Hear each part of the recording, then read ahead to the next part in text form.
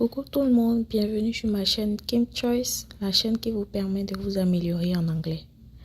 Sur cette chaîne, nous partageons tout ce que nous savons, tout ce que nous apprenons. Donc, abonnez-vous, likez, partagez, restez scotchés. Ok, on va se lancer. Ok, to look like. To look like qui veut dire ressembler. To look like qui veut dire ressembler. Je répète encore, je ne mets pas les définitions en français pour que vous puissiez noter et pour que vous puissiez garder. Voilà pourquoi je ne mets pas les définitions en français plutôt. Donc, to look like qui veut dire ressembler. Exemple, I mostly look like my mom. Je ressemble plus à ma maman. Je ressemble plus à ma maman.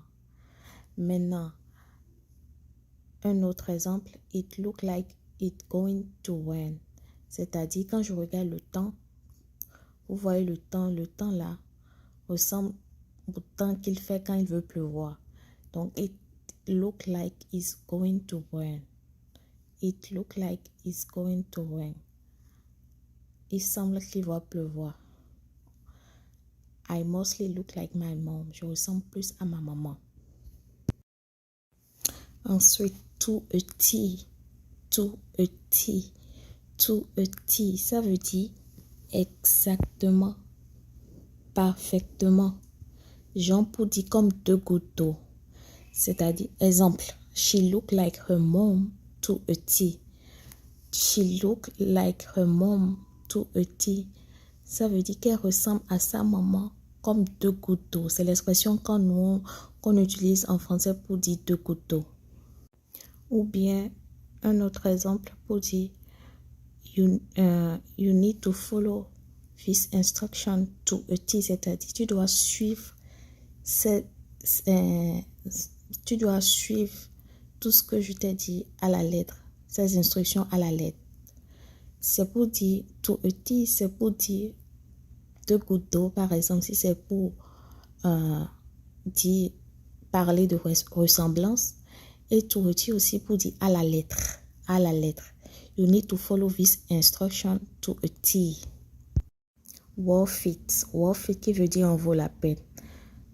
En vaut la peine, c'est-à-dire en vaut la peine sur le sens négatif ou sur le sens positif. Par exemple, le thé à Starbucks n'en vaut pas la peine. Ça dépend de ce que la personne veut dire. Le thé à Starbucks n'en vaut pas la peine. Elle veut dire quoi? Est-ce que c'est par rapport au prix? Peut-être le prix est trop élevé par rapport au thé, ou bien que la qualité n'y est pas et le prix aussi est élevé. On ne sait pas. Donc, c'est ce que la personne qui dit ça dépend de ce qu'elle pense. Ça peut être du côté négatif. Par exemple, elle dit, le thé à Starbucks n'en vaut pas la peine. Tea at Starbucks is never worth it. Donc, pour cette personne, par exemple, qui dit ça, pour cette personne, soit c'est le prix qui est trop élevé, soit c'est la qualité qui ne va pas. Ou bien, si vous voulez parler du côté positif, c'est un exemple. Vous pouvez dire que si vous avez conduit pour aller suivre un concert et c'était en période de pluie, il pleuvait, mais vous êtes parti, mais le concert était très bien et vous avez aimé. Donc là, ça en vaut la peine. Donc vous dites, we drove through the rain to get to the concert, but it was worth it. On a conduit dans la pluie pour aller au concert, mais ça en valait la peine. C'est ce que ça veut dire. Et en parlant de worth it, j'espère que les petites vidéos que je vous propose chaque semaine, ça en vaut la peine et que vous n'êtes pas en train de perdre votre temps et que vous apprenez quelque chose, que vous retenez quelque chose. Ok, to sweat something. To sweat something. Comme vous le savez, sweat, ça veut dire transpirer. Ici, to sweat something, nous voulons parler de ne pas stresser. Ne te stresse pas. De ne pas se stresser. C'est-à-dire, par exemple, I never sweat a small purchase. Ça veut dire, je ne me stresse pas pour les petits achats. C'est-à-dire, peut-être quelque chose qui coûte 1 euro, 2 euros, 1 dollar, 2 dollars, et que j'ai acheté, que j'ai vu que ce n'est pas de la bonne qualité.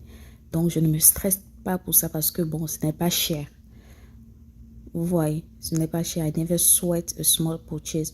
Ou bien, on peut dire simplement, don't sweat it. Don't sweat it, ça veut dire, oh, ne t'inquiète pas, don't worry about it. Faut pas t'inquiéter par rapport à ça. C'est peut-être quelqu'un que vous avez invité qui est venu en retard et qui dit, oh, je suis désolé, oh, je suis en retard. Ou bien, non, ne te stresse pas. Don't sweat it. Don't sweat it, ok? Ok, c'est tout pour aujourd'hui. On se voit pour la prochaine.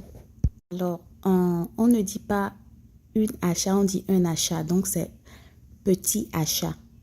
C'est pas petite. Désolé pour l'erreur. Ok, bye bye.